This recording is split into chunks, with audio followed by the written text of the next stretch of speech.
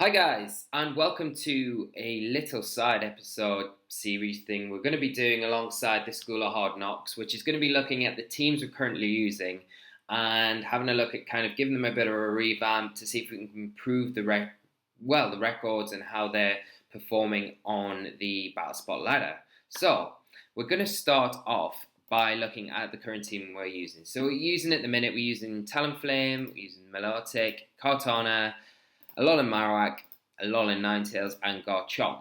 So, I've played quite a few matches with this team so far. You've seen quite a few on through the episodes this week, last week, and a couple the week before. So we have had a good stretch with it. I also played with it in the Melbourne Challenge, and this past weekend at the local Bristol Premier Challenge as well. So a few things I've noticed with the team. There are definitely holes in the team.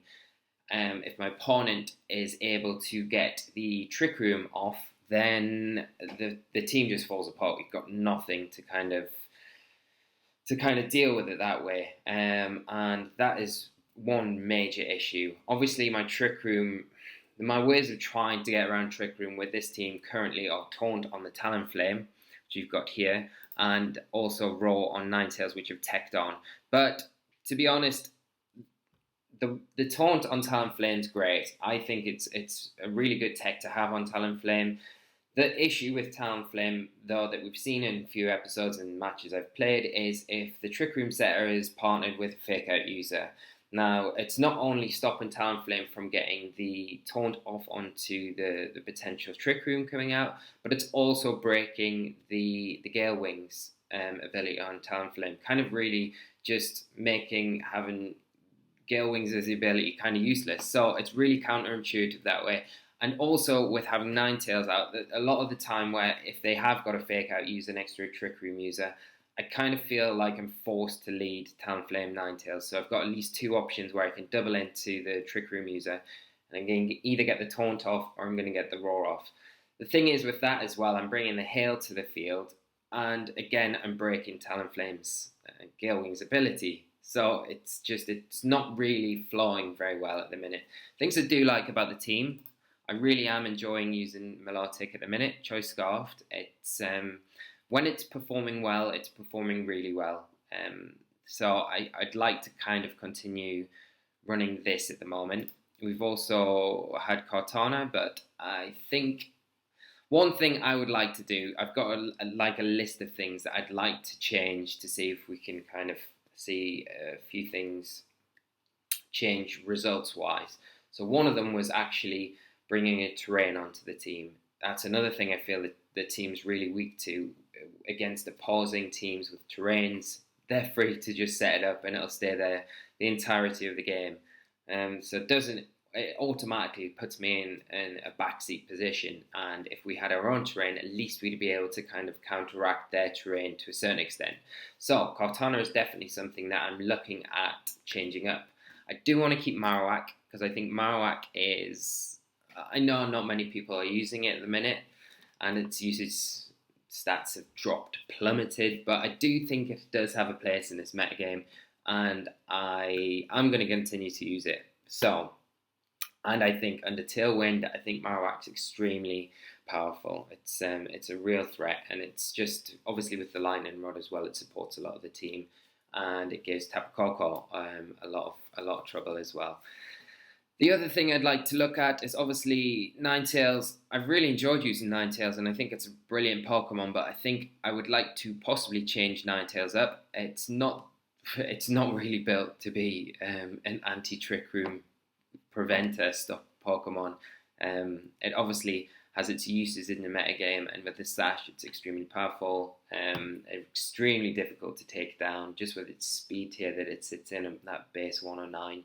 It also has weather, so you can counteract other opponents' weathers and things like that. And we have finally Garchomp. Garchomp's definitely something I want to keep at the minute anyway. So, but we would definitely change the setup and the spread. So this is what we were using. Now I have off-screen kind of put together a team. Been doing a bit of breeding as well with some of the mons that I'd like to do. But this is the team that we're going to use. So here we are. Now, I did mention in one of the videos earlier in the week about Pokemon Bank becoming available. Now, one of the things that we've had become available with Pokemon Bank is Unnerve Aerodactyl. Now, as everyone's using these super berries like Figgy berries, agave berries, and everyone's kind of jumping on that bandwagon, and for good reason because they're super powerful. In the sort of metagame that we're playing in at the minute, stally, slow, nothing's hitting super hard, so it's all based around position and things like that. So these berries make a ton of sense to use. Unnerve stops as long as Aerodactyl's on the field. No Pokemon on the field can use these berries, so it puts you in a much better position. You're not having to take one, because basically it's kind of giving that Pokemon 50% more health, really, when you kind of look at it like that. So you're kind of having to kill that Pokemon and then again half. And by that time, your kind of ammunition at that point is depleted, and they're just going to kind of snowball through your team. So by being able to stop that in certain circumstances, that would be a massive benefit. And also, has obviously Aerodactyl has a really nice speed tier. So it speed ties with Tapu Koko, 130, hitting that 200. And it also gets, this is something that I've wanted to play around with, and probably the reason why I'm kind of choosing Aerodactyl. So the idea was to drop Talonflame and bring Aerodactyl in its place. Aerodactyl gets Skydrop, and I think in the format at the minute, there's a lot of room for Skydrop to have a lot of usage. It gives you your partnering Pokemon the ability, room to set up a sweep. It allows you to bring in Pokemon to set up a KO. So there is a lot of benefits from using Skydrop, especially with the speed tier of Aerodactyl. Aerodactyl also gets Tailwind, so that's really nice. So we're not losing that from the team, and it has a fast Rock Slide, and it's hitting things like Vigavolt, Arachnoid, Arcanine pretty hard. So that's the first change we're going to make. As I said before, I want to bring a terrain into the team.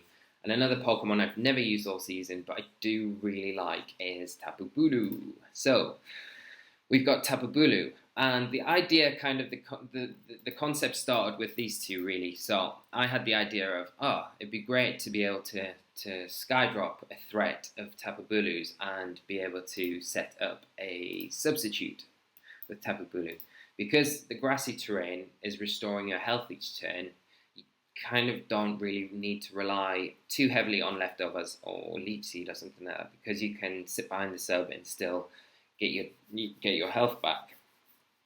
And I think as well, Tapu Bulu in a Tailwind is pretty devastating. With a Life Orb, it's picking up a lot of KOs. It doesn't really care too much on the things that's hitting super effectively from Intimidate. So yeah, that's kind of where one of the premise behind the idea was. So we're going to have Aerodactyl, we're going to have Tapu Bulu. It brings the terrain to the field as well. So basically, we're going to be probably most likely underspeeding all of the other Tapus. But then in the Tailwind, we'll be outspeeding them all. Also, this speed stat that we're hitting here, it outspeeds all max speed Marowaks, and that's just a precaution. And I don't know whether to kind of stick with that. Marowak's not really that popular at the minute, so I don't know if that's relevant or not. But anyway, in a Tailwind, we're going to be outspeeding majority of Pheromouses as well. So even though that might not be really important, at least we'll be able to get a hit off in certain situations where we might not have been at a lesser speed. And the other things, we can kind of go into a few of the other damage calculations after anyway, so I'll just go through the rest of the team quickly. So we are going to keep the Marowak, keep the exact same moveset and spread. This is the next change. So we had Ninetales. And it got me thinking, when I was thinking about Ninetales and what I'm going to replace it with, I didn't really want to lose a weather. So, you've not really got too many options there. But then I thought, well, how am I using Ninetales? Ninetales is kind of one of my Trick Room deterrents. But I do have Skydrop now, and I'll get on to some calculations in a minute, damage calculations that kind of make sense with the Skydrop and prevent Trick Room. But if my opponent does get Trick Room up, Gigalith is so slow, it's going to be operating in a Trick Room. It's really taking advantage of the Trick Room. So that was one reason. And hopefully my opponent seeing it in the team preview screen, it's going to be a deterrent for my opponent to just freely set that Trick Room up straight away. So that's one reason why I picked Gigalith. Also, with Gigalith, unlike having Ninetales in the team, running alongside Aerodactyl, I can have Aerodactyl in the Sandstorm, and it's not going to be breaking Aerodactyl's sash. So that's another benefit of it having that. Where before I was saying having Talonflame out and Ninetales out, it's kind of counterproductive because you're breaking the Gale's Wing ability with the hail on the field. So it didn't really make much sense. But having Gigalith and Aerodactyl on the field, it's not, the Sandstorm being present isn't affecting anything to do with the Aerodactyl. If anything, it's just boosting Aerodactyl's special defense stat in the Sandstorm. So that's more benefit and it's more streamlined, and it seems to, in my head anyway, it seems to work. And obviously, guys, this is literally what I'm doing here is just ideas I want to try out and run, and we will just try them out on the channel, and then we will come back and approach this process again, and then have a look at some other things, make notes of stuff that we're struggling against and stuff like that, and then just come back to this and see what things we can tinker with and improve on. But moving on, so we are keeping, like I said, the Garchomp, but we've got a bit of a different Garchomp set. It's a bit of a set that's kind of going to take real advantage of the Skydrop from the Aerodactyl. So, the premise behind this Garchomp was, when I first thought, when Bank first came out, and I was like, oh, Aerodactyl's great with the Super Berries. Everything that kind of, like, at the minute that's popular with the Super Berries, excluding Snorlax, is like Muck.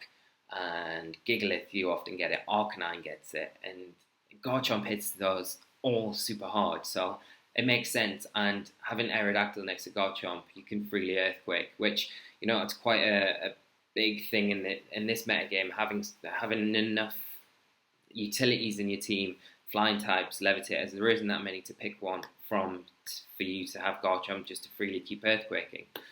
So, actually, this is wrong. This should not be Flamethrower, and I will go into that in a minute. It should be Fire Fang, and it seems a bit strange as well, coverage-wise. So, Garchomp is obviously threatened by Ninetales for one, but I do have the Gigalith, so hopefully, Team Preview, that starts to put my opponent off bringing the Ninetales. I also have Aerodactyl. So, if my opponent has, for instance, Ninetales out on the field, and I have Aerodactyl and Garchomp. In that situation, I can Skydrop, and I always have the option, if I can't switch my Garchomp out, I can always sub at that point. So when the Ninetales comes back down, it can attack, it's going to break the sub as long as, if it has an opponent, a partner on its side, as long as it doesn't break the Garchomp sub. Or it's faster than the Ninetales in that situation, I'm always going to be able to survive that turn and get an attack off, which is quite huge. The other thing I was thinking about was, actually I'll leave that and I'll go on to the damage calculations in a second with that. But yeah, and that was the other thing. So I've got the option to pick something up and give Garchomp room to get a substitute up, or I've got room to pick something up with Skydrop and get a Swords Dance off. And that's just going to make Garchomp just stupidly powerful. So that was the premise of that. We'll try that out and see how that goes. You know, it might not work as well as what the idea, the initial concept is. And I'm not really massively confident about not having Protect on it. But we will just see how it goes. We've got plenty of good switches in for attacks that threaten it. So hopefully, fingers crossed, it will work out. But in my head, it kind of works. So we just need to test these things. And that's all this is, guys. So if you've got an idea, just put something together, test it, and just rinse and repeat. Rinse and repeat. That's all you do. And tinker with it. Look at things that you're struggling against and just change things up. And it's just those slight changes. And you look at all the best teams from past events that perform well. I can probably guarantee that those teams were never a first edition put together. They'll all be concepts that have kind of been worked on and tinkered with, and bits taken from other bits of teams and then tried, and then that player's finally got a finished product, a team that they're happy with, feel comfortable with. But there's always improvements because the metagame is always changing. So you're always going to have to come back to these processes and just try and improve the team to match up against the new threats that are appearing and things like that. Anyway, we'll go on to the last Pokemon, which is Milotic. We haven't changed it from the last what we've been running. We're going to carry on with the Scald, Ice Beam, Hidden Path Fire, and Blizzard. Now let's look at some interesting stuff. So, damage calculation. So we've got Tapu Bulu here. One calc I did want to make sure I survived was a Poison Jab from Garchomp. Obviously the HP stat here is 169. That's just to minimize life orb damage, really, primarily. So in this situation, if it was Garchomp 1-on-1, full health against my Tapu Bulu, it would just be, I'd be able to beat it in that situation. Other situations, if that happened, they attacked each other, it's kind of trading 1-for-1, which Garchomp is a massive threat in this metagame. So most of the time, I'd probably be happy with that trade-off. Again, let's have a look. So Tapu Fini, just a standard Tapu Fini, Tapu Bulu Woodhammer on -1 in grassy terrain. It's always going to pick up the KO. Yeah, the other calculation I want to do was, so obviously you can see here that we're always going to survive Smart Strike, if I can speak, from a Jolly Kartana, 100% of the time, easy, and we're going to be, and I am running Superpower on my Tapu Bulu. For this reason, I want to just have another way. I don't have too many options in the team outside of Marowak and, you know, Garchomp. If I'm stretched thin and in situations where I don't really want to be switching out too much, or if I've got Kartana behind his sub, again, if there's a Kartana on the field, I can always try and Skydrop with my Aerodactyl and set up a sub, and then the next turn the Kartana comes down, I can take the Smart Strike and Superpower. But I've always got the option as well, if I can Tailwind in that situation, I can Tailwind with my Aerodactyl. It's going to survive on the Sash unless my opponent doubles into it. Even then, I've still got the Tailwind up, and then next turn Tapu Bulu can take care of the Kartana. So that was that. Let's have a look. So these are like combination attacks. So we're going to have a look at, yeah, so on a kind of standardish Alolan Muck, this was another thing that I want to look at. So with the Unnerve ability now, I can potentially Skydrop or Rock Slide, either or. They're doing pretty much similar damage. And another thing I always kind of do my damage calculations off, I always look at the minimum damage that it's going to be doing and work off that. Because you want to be guaranteeing KOs. You don't want to be working off this and then thinking, oh yeah, that's what it's going to be doing, because that isn't what's going to happen in game. You want to be going off the worst case scenario and working from there. And that's how I kind of always work through it. But obviously, so just in this situation, I can Skydrop a lot of Muck, and obviously it's not the berry won't activate. I'm going to do 25% minimum, and if I have my Marowak on the field at this time, like Bomberang is never going to be KOing a normal Alolan Muck anytime with the berry. So this calculation, I can Skydrop a Muck into a Bomberang, and it is 100% going to pick up the KO, which is really nice. So that berry won't activate on the first Bomberang, and it's not going to put us in a situation. So that's a nice calculation there. So that works quite nicely. Here we go with Kartana, and right. So this is against your standard Assault Vest Kartana. So for instance, if I pick up a Kartana with my Aerodactyl, I can switch in the turn that I pick up the Kartana, my Milotic, and a Hidden Power Fire and a Skydrop is always going to pick up a KO on the Kartana on that Assault Vest 116, 132 Special Defense Kartana. And even on a -1 Aerodactyl, we're still going to be picking up the KO with that calculation, which is quite nice. Moving on. I hope this video is alright, guys. This is like the first time I've used OBS or anything like that. So, and this is kind of just an ad hoc sort of off the wall sort of thing that I'm doing. So leave comments in the section below if it's helpful or if it's making sense and stuff like that. So, and if this is the sort of thing that you want to see as well, leave a like. Obviously, I'll just get that in now. But yeah, seriously, if this is stuff that you kind of enjoy watching and seeing, things like that, then do leave a comment in the section below. It's great to hear feedback about these sort of things. It's kind of brand new to myself, so it would be great to just get some feedback. Anyway, we'll quickly whiz through the rest of it. So a +1 Garchomp against your standard Tapu Fini, just your Calm Mind variant standard set. Earthquake always is going to be Tectonic Rage. Is going to be a clean one-hit KO, so you're able to get rid of that off the field a bit easier. A +1 Fire Fang on a Kartana is a clean one-hit KO. Did I have any reasoning for that? Obviously, Leaf Blade. They've got it's slightly in their favour that they'll be able to 2-hit KO you back, but hopefully you've got the sub and you've got Aerodactyl that'll be able to Skydrop the Kartana as well. I wonder if that's the next one. Let's have a quick look. Yeah. So we got the Skydrop from Aerodactyl. Oh no, sorry. I would imagine that we did have the Skydrop. Sorry guys. Let's see. Pretty sure.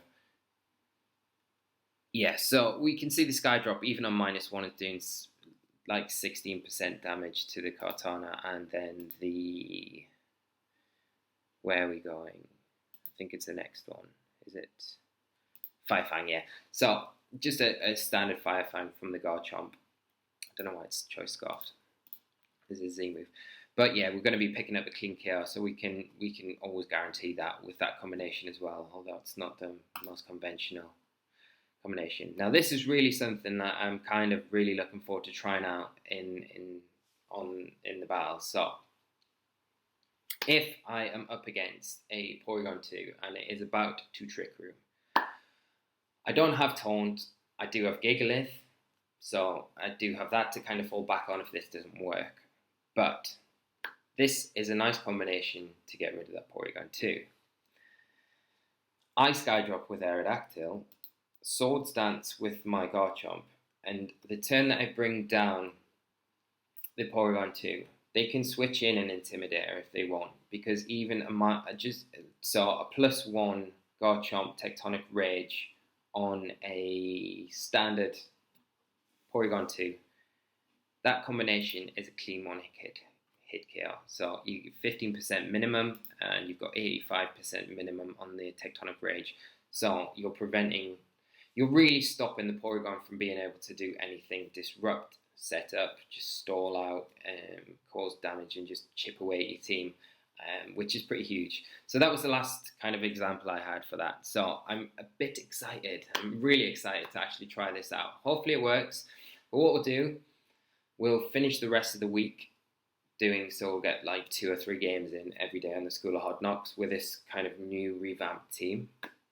And then we might do a quick review either on the weekend or maybe one day next week and see how we're doing and like tinker again and see what we can do. But guys, I really hope you've enjoyed this episode, this side little review thing, what we're going on. We should get a name out there. I'm kind of good at pulling the cheesy names out of the hat. I really hope you have enjoyed it. I'll stop whittering on and let you get on with what you're doing. And I will see you later on this afternoon with an episode of School of Hard Knocks. So stay tuned. If you've liked this video, leave a like, subscribe to the channel. You get all my daily uploads, and I will see you later. So thank you so much, guys, for tuning in. And until next time, I will see you later. So bye-bye. Bye.